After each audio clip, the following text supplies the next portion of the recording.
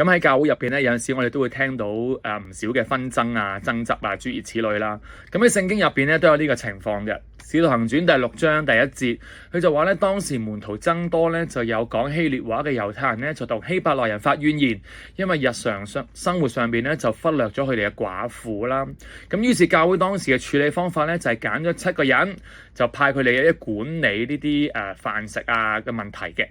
咁啊，然後咧，聖經記載呢7個人嘅特徵咧，就係有好名聲、滿有聖靈和智慧。其實原文咧係有好名聲於滿有聖靈和智慧，所以其實唔係3個要點嘅，係2個點嘅啫。就係要有滿有聖靈同埋有智慧。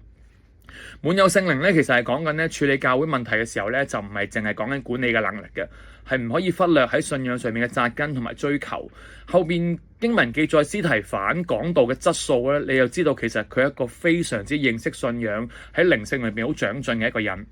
另外就係智慧啦，咁啊問題喺邊咧？問題從來都唔喺飯食度嘅，喺怨言嗰度嘅。咁所以咧，有智慧嚟做乜嘅咧？係為咗解決怨言啦，唔係用嚟火上加油嘅。7個執事嘅名入邊咧，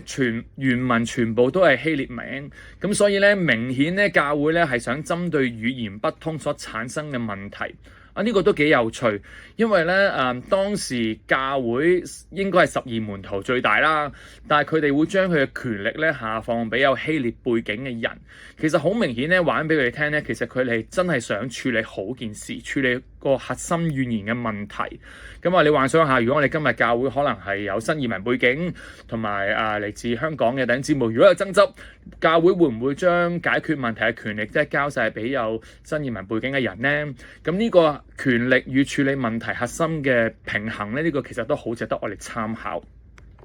最後咧，其實怨言嘅問題咧，幾時都係非常之普遍噶啦。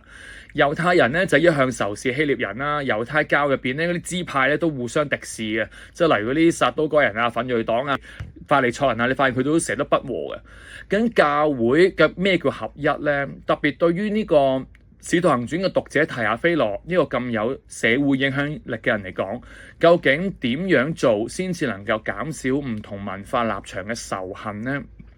執事嘅原文咧，其實係講緊咧餐桌旁邊嗰啲服務員咧，即係今日嘅侍應。所以咧，其實面對今日教會嘅爭執問題咧，其實就唔係需要揾一個高級行政人員處理，而係講緊咧，我哋真係以服侍為大前提咧，解決弟兄姊妹之間嘅紛爭，達到真正嘅合一，亦都好似使徒行傳咁講咧，能夠繼續同心咁去傳道。希望以前教會嘅榜樣咧，能夠成為我哋今日嘅勉勵。